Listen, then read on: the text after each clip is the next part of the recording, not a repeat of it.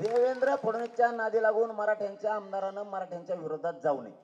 जाहीरपणानं त्या आष्टी तालुक्यातल्या बैठकीच्या निमित्तानं महाराष्ट्रातल्या सगळ्या पक्षातल्या मराठ्यांना सांगतो, उगाच मराठ्यांच्या विरोधात जाऊ नका. मराठ्यांच्या विरोधात जाऊन तुम्ही तुमच्या हाताने देवेंद्र फडणवीसचे ऐकून तुमची इज्जत घालू नका.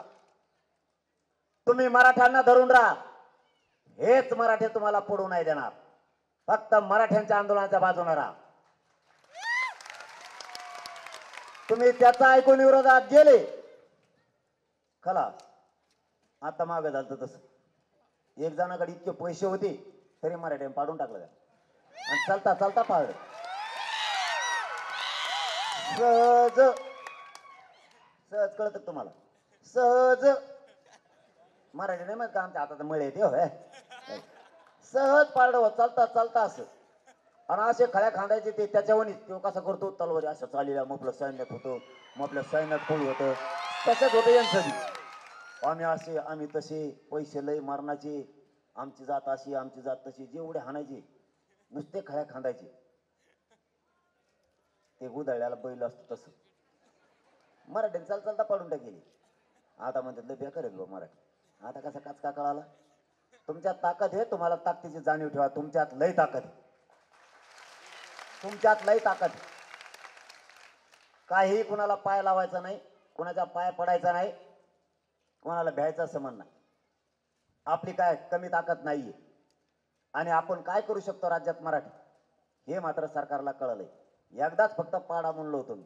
32 जणांचा कार्यक्रमच केला मराठी. खलास. एक फुलं नाही. खलास सगळे एक शिक्का चालली.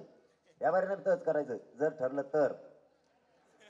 जर पाडायचं ठरलं असे पाडीदान व्यापारीने बी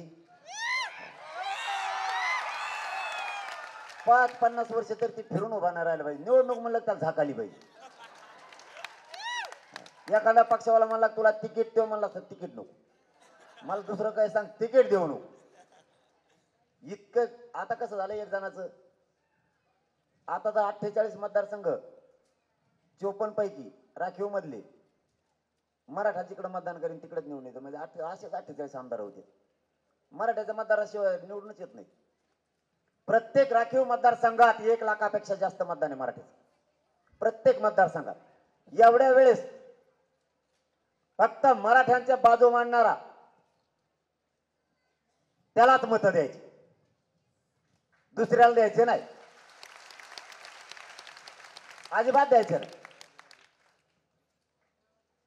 आता 1 लाखाची लीड तोडणं सोपी गोष्ट आहे. जर राखीव मध्ये 70,000 ते 1 लाख मराठ्यांचं मतदान आहे. 1 लाखाची लीड तोडणं सोपं आहे. एक जणाची भाऊ 5,000साठी इतका फेस पडा होता लीड तोडायला.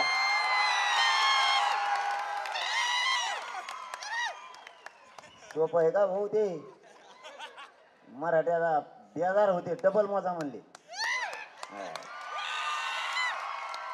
डबल मोजा नाही तर टेबल मोजा. गेले गेले. आता जर मराठ्याच्या नादी लागले मग ते मराठ्याचं असू नाही ते कुणाचं असू गेलाच म्हणून समजा 24ला खलास. व्हायचाच नाही. जे माझ्या समाजाच्या लेकराच्या बाजूने नाही तो आपला नाही. अजिबात नाही. मराठ्यांच्या लेकराचा हिताचा तो आपला नसता. अजिबात भावनिक व्हायचं नाही. तुम्ही भावनिक लय लवकर होतात. मा पाहुणा आहे मा त्याचं पोरग आहे मेवणीचं पोरग आहे नाही ना तो आपला मामाच लागतो. सोड ना त्याला नाही देत तो मामाला एखाद्या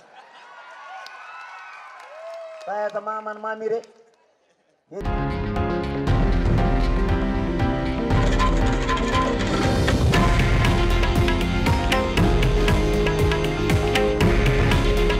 हे आहे देशातील नंबर 1 न्यूज नेटवर्क आणि आपण पाहत आहात TV9 मराठी. काळजी तुमची, हित महाराष्ट्राचं.